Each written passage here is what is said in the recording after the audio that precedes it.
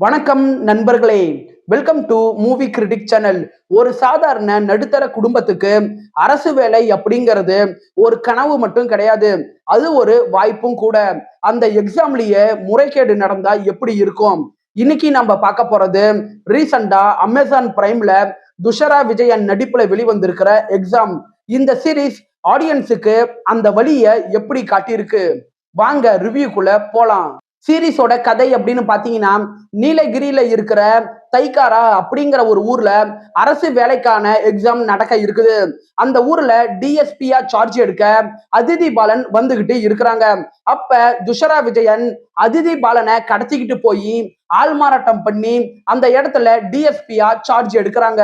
இதுக்கப்புறம் துஷரா விஜயன் கவர்மெண்ட் எக்ஸாம்ல நடக்கிற முறைகேட எப்படி அடுத்தடுத்து கண்டுபிடிக்கிறாங்க, அதுக்கு அப்பாஸ் எப்படி உதவி செய்யறாரு, இதுக்கு பின்னாடி இருக்கிற மாஸ்டர் மைண்ட ஹீரோயின் கண்டுபிடிச்சாங்களா இல்லையா அப்படின்னு சொல்றதுதான் இந்த சீரீஸோட மீதி கதையே.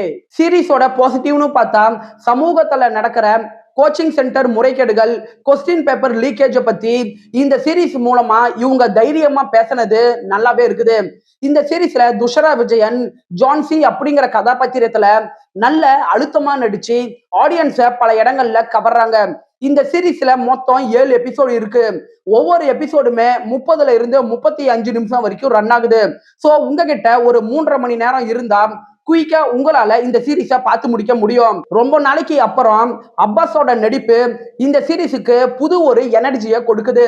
சாம் சிஎஸோட பின்னணி இசை பல இடங்கள்ல ஆடியன்ஸுக்கு த்ரில்லர் உணர்வை ஏற்படுத்துது. சீரீஸோட குறைகள் அப்படின்னு பாத்தீங்கன்னா, ஒரு டிஎஸ்பியை கடத்தி வச்சுக்கிட்டு இன்னொருத்தர் மாறி வர்றது லாஜிக் படி பார்க்கும்போது நம்பகத்தன்மையை நமக்கு ஏற்படுத்த மாட்டேங்குது.